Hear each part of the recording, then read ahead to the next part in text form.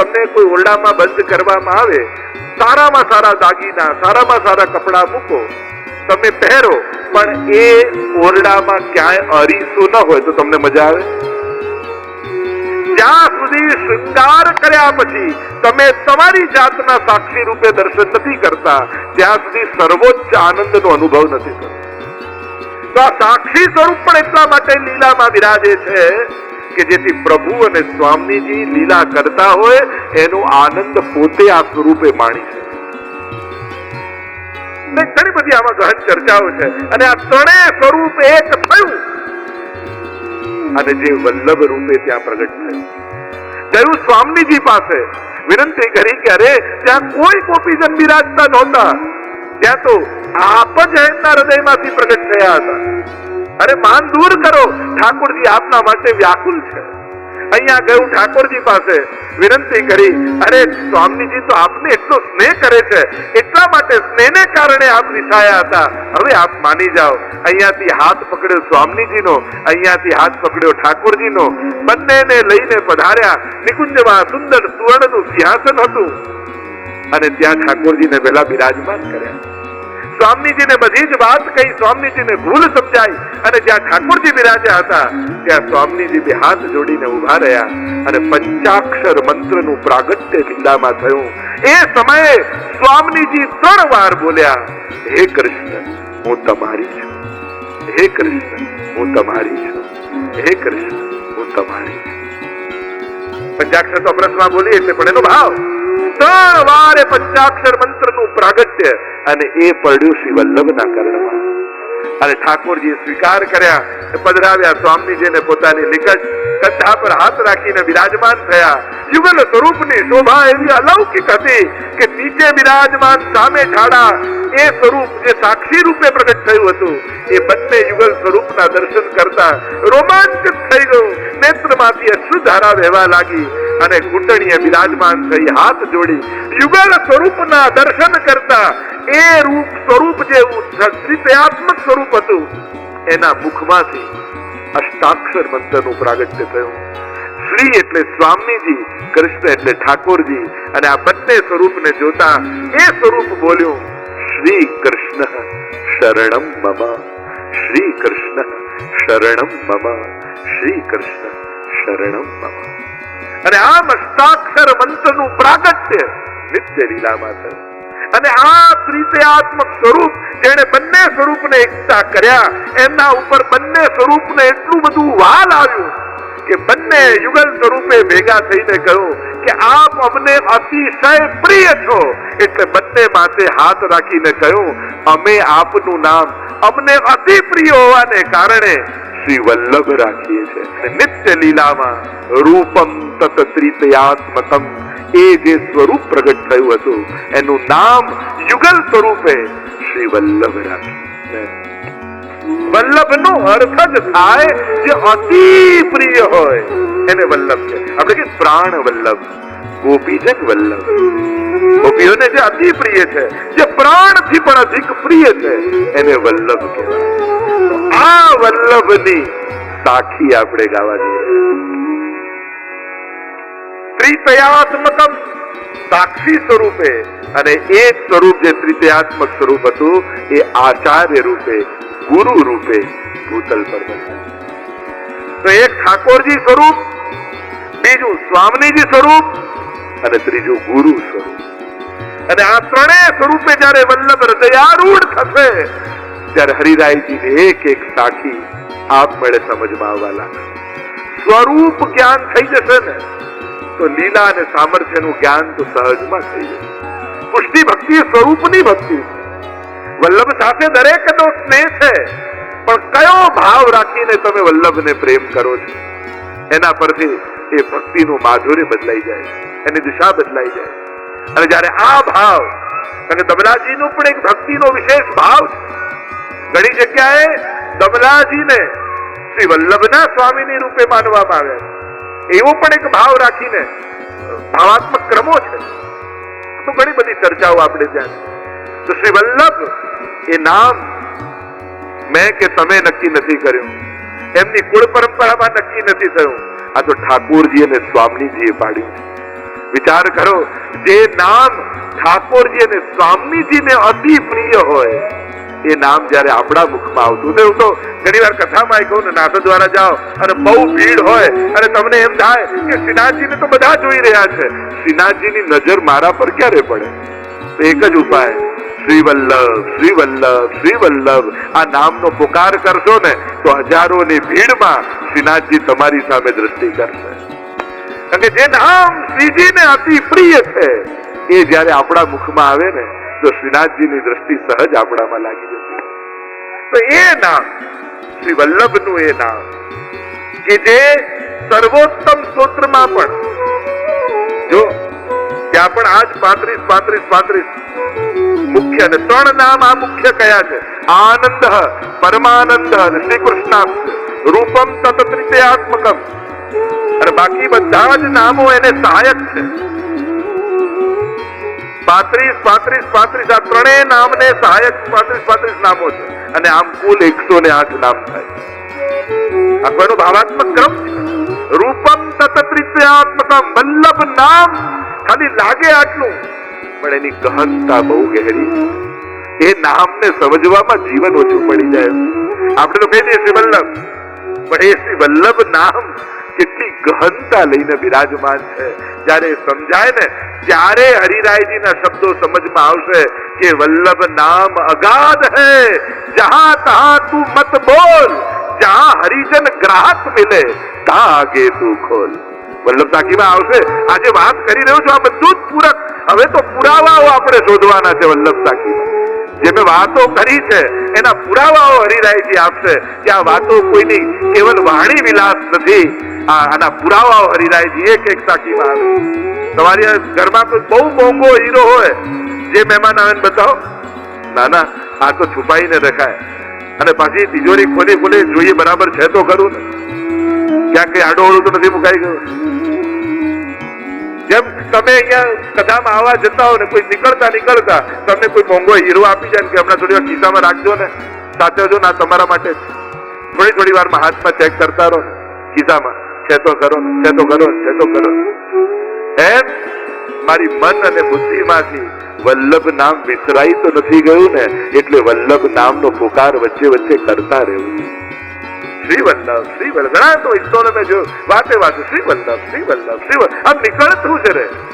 કારણ કે જ્યાં હરિજન ગ્રાહક મિલે અને જ્યાં આપણા જ લોકો દેખાય ત્યાં તો એ ખૂબ પુકાર કરવો જોઈએ, જય ઘોષ કરવો જોઈએ, ડીમ ઘોષ થવો જોઈએ વલ્લભના નામનો. એ શ્રી વલ્લભ ની સાખીના અનેક અર્થ કરી શકાય. એક અર્થ તો કોઈ એમ કર્યો આ તો સખી છે, સાખી નથી. માનો આ બધી એક સાખીઓ સખી બની અને આપણો વલ્લભ જોડે મેળાપ કરાવવાની. સખી કોને કહેવાય? જે આપણું કોઈ ન કરી શકતું હોય એ કાર્ય અને કોઈને ન કહી શકાય એ વાત જેને કહી શકાય એને સખી કહીએ. અહીંયા તો બેસીને આપણે બધા જ સખી છીએ. પુષ્ટિ માર્ગમાં તો સખા અષ્ટ સખા જ છે, આપણે બધા જ સખી જ છીએ. તો આપણી સખી બની આ એક સાખીઓ વલ્લભ સુધી આપણી વાત પહોંચાડે. આ એક સાખી એ સખી છે. ત્યાં એક અર્થ એમ કરી શકાય, એક સાખી એ સાક્ષી છે. કે ના સાખી કે સાખીનો એક અર્થ સખી એ સાક્ષી પણ કહેતા હોય છે. ત્યાં સાક્ષી છે. આપણી ભક્તિની આ એક સાક્ષીઓ સાક્ષી બની જાય. વલ્લભના નામની જે ગુણગાન, રૂપ, ગુણ, સામર્થ્ય, લીલા, સ્વભાવ, આ એક નું વર્ણન એક સાખીમાં આવશે. માનો જયારે નિત્ય લીલા ધામમાં આપણો પ્રવેશ કરવાનો હશે અને ત્યાં ક્યાંક આપણી સેવાનો ફેસલો થતું હશે કે આ ભૂતલ પર મોકલે તો ખરા જીવને, પણ કરીને શું આવ્યો છે? પેટ ભરીને ખાઈએ છે ને નીંદ ભરીને સૂઈએ છે. ભગવતીઓની તો એક વાણી બધું આ વન લાઈનરો 84 વૈષ્ણવના બધા 252 ના 84 ના જીવનમાં ઉતારવા જેવા છે.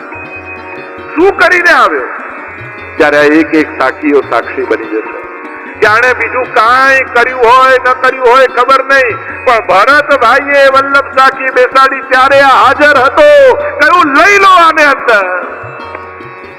કારણ કે 3 દિવસ વલ્લભના ગુણગાન એને સાંભળ્યા છે અને જેના કાનમાં વલ્લભનું નામ પડી જાય એને તો કહ્યું ને કે ક્ષણમારથી જેમ હજારો રૂનો મોટા કિલોના ઢગલા પડ્યા હોય, પણ એક તણકો ઉડે અગ્નિનો ને બળીને ભસ્મ થઈ જાય.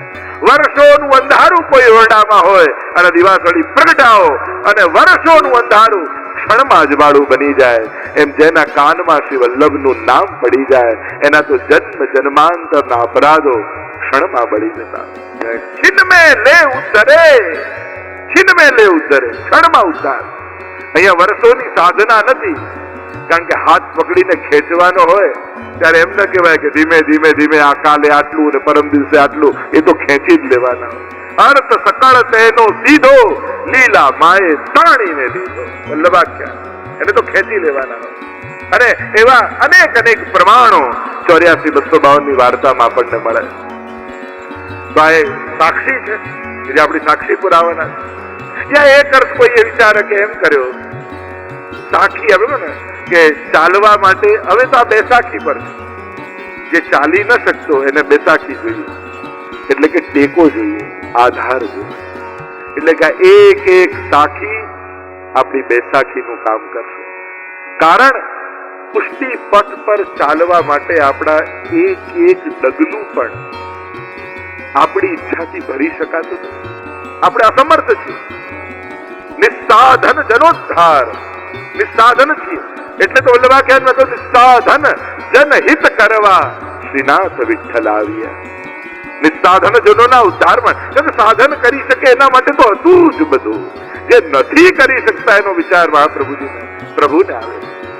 એટલે આ માર્ગમાં ડગલું ભરવા માટેની આ લાકડી છે. આના ટેકે ટેકે, કે બીજો કોઈ પાઠ, બીજા કોઈ સ્તોત્ર કદાચ ન કરી શકો, પણ જો વલ્લભ સાખીનો પણ નિયમ બનાવી લેશો ને તો આમાં બધું જ સમાયેલું છે. અને સમજાય એવું છે, ગવાય એવું છે, બોલાય એવું છે. એક એક સાખીઓ આપણો સહારો બની જવાનો, વલ્લભ તરફ જવા માટે, એ પથ પર અગ્રસર થવા માટે. કારણ પ્રભુ સામેથી આવશે. ક્યારે? જ્યારે વલ્લભ પાસે સામેથી જશો ત્યારે. ઠાકોરજી સામેથી આવશે પુષ્ટિ માર્ગ, એની કોઈ શંકા નથી. પણ વલ્લભ પાસે જવા માટે તમારે પ્રયાસ કરવો પડશે. અને પ્રયાસ માટે સાધના ઉપાસના નથી કહેતો, હૃદયનો તાપ કાપી છે. ભક્તિ માર્ગની ઉપાસના ને તપ શું? અહીંયા પલાટી વાળી આંખ બંધ કરીને તપ નથી કરવાનું. અહીંયા તો આંખ ખોલીને આંસુ સારી તાપ કરવાનો. આજ તો આપણું તપ છે. હૃદયમાં મળવાનો તાપ, એ જ ભક્તિ માર્ગનું તપ છે. વિચાર તો કરો, અહીંયા બેસેલા દરેકને જે હું પ્રશ્ન કરું કે શ્રી વલ્લભને યાદ કરી તમારી આંખો ક્યારે ભીજાઈ હતી? છેલ્લે આંખમાં આંસુ ક્યારે આયા હતા? શ્રી વલ્લભ કે ઠાકોરજીને યાદ કરી. કારણ કે જે ક્ષણે એ તાપ વલ્લભને મળવાનો જીવનમાં. કમલાજીની વાર્તા તો જુઓ. વર્ધા ગામ મહારાષ્ટ્રનું, શ્રીમંતના ઘરે જન્મ થયો છે, પણ જન્મ્યા ત્યારથી ખબર છે કોના માટે જન્મ મળ્યો છે. ક્યાંય આસક્તિ નથી, કોઈનામાં મન નથી, કામ એક જ કરે. બાળપણથી એક સુંદર ઝરૂખો હતો, અને ઝરૂખો રાજમાર્ગ ઉપર પડતો હતો. ઘરમાં એટલું મોટું ઘર, રોજ એ ઝરૂખા પર બેસી જાય અને બસ ગાલ પર હાથ રાખી એ રાજમાર્ગને જોયા કરે. કોઈને કઈ સમજાય નહીં કે આ શું કરે. પૂછે, નાના છોકરાઓ રમતા હોય, ખેલતા હોય, ભોજન કરવા, ન ભોજનમાં પ્રીતિ, ન કાંઈ જોઈએ, ન કોઈ ક્યારે કોઈ યાચના, ન કોઈ ઈચ્છા. સવારે સ્નાન કરી બેસી જાય ઝરૂખા ઉપર અને બસ હાથ રાખી અને રાજમાર્ગને જોયા કરે. સાંસારિક લોકોને ક્યાં ખબર પડવાની કે આને કોની રાહ છે? આ રાહમાં કોની રાહ જોઈ રહ્યા છે? આપણે કે રાહ જોઈએ, આ રાહ પર કોની રાહ જોઈ રહ્યા? પિતાનું અવસાન થયું, અનાસક્ત, વૈભવ ધન સંપત્તિ મૂકી ગયા છે, યુવાન થઈ ગયા છે. હવે કમલાજી ભાઈઓએ કહ્યું કે પિતાજી નથી રહ્યા, થોડી વાર અમારી જોડે બેસ. તો ભાગલા પાડી લઈ. ભક્ત વિભક્ત ક્યારેય ન હોય. એને ભાગલામાં થોડી રસ હોય, એને તો આપવામાં રસ હોય. કહું કે તમારે જે કરવું હોય કરો, મને વિક્ષેપ ન કરો. હું જે કરું છું મને કરવા દો. તારે જ્યાં બેસવું હોય. અને અહીંયા ભાઈઓના ભાગલા પડી રહ્યા છે અને સામેથી કમલાજીનું ધન સામેથી આવતું દેખાયું.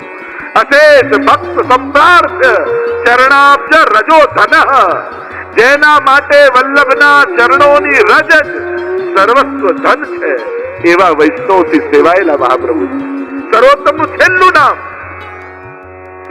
અને જ્યાં શ્રી વલ્લભને રાજમાર્ગ પરથી એ 11 વર્ષની આયુ શ્વેત ધોતી અને ઉપરણા ધારણ કરી હાથમાં જપની માળા લઈ અને મહાપ્રભુજી ગૌમુખીમાં માળા જપતા જપતા જપતા જાણે સાક્ષાત સૂર્ય માનવનો દેહ ધારણ કરી અને રાજમાર્ગ પર ચાલતો આવતો હોય એવું દેદીપ્યમાન તેજ દેખાયું.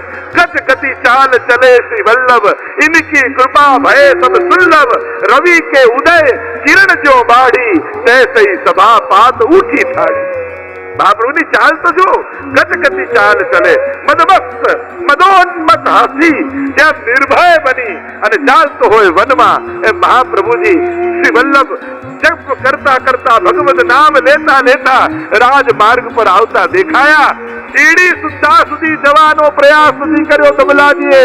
ઉપર ઝરૂખા પરથી છલાંગ લગાવી અને સીધા વલ્લભના ચરણોને પકડી લીધા. કોણ હે આપકો સેવક? કાંઈ બોલ્યા નથી મહાપ્રભુજી. ચાલવા લાગ્યા રાજમાર્ગ પર અને કમલાજીએ કોઈ પ્રશ્ન કર્યો નથી. પાછળ પાછળ પાછળ પાછળ વલ્લભની ચાલવા.